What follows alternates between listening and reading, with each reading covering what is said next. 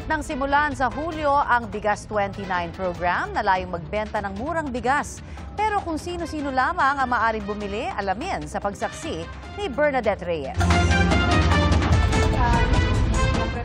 Sarado na ang tindahan ng 29 pesos na kilo ng bigas sa Kadiwa Market sa Quezon City nang dumating ang 79 anyos na si Lolo Rolito.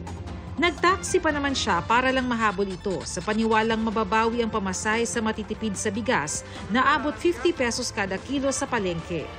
Ang problema, wala na pala kami makuhang bigas. Disappointed ako. Pero wala tayong magagawa kundi tanggapin na lang, kulang eh. Dismayado rin ang mga nagpunta sa Kadiwa Store sa Bureau of Plant Industry sa Maynila na karamihan may edad na. Hindi rin kasi sigurado kung kailan darating ang murang bigas doon.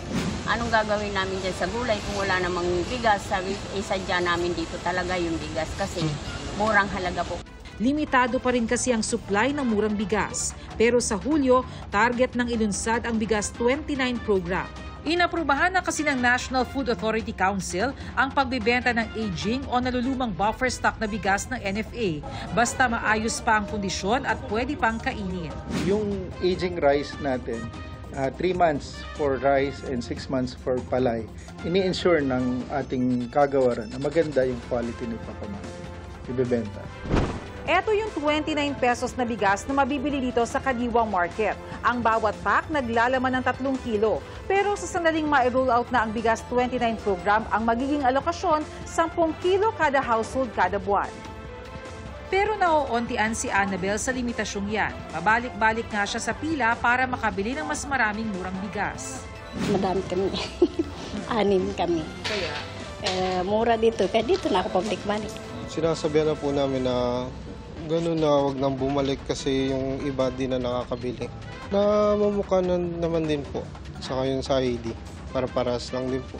Pero yung iba din po, mulit na rin po din. Para maiwasan ito, maglalabas ng guidelines ang DA.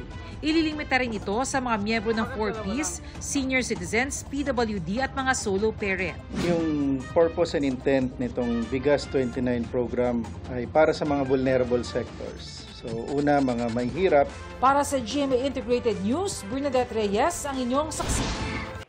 Mga kapuso, sama-sama tayong maging saksi. Mag-subscribe sa GMA Integrated News sa YouTube at para sa mga kapuso abroad, samahan niyo kami sa GMA Pinoy TV at sa www.gmanews.tv.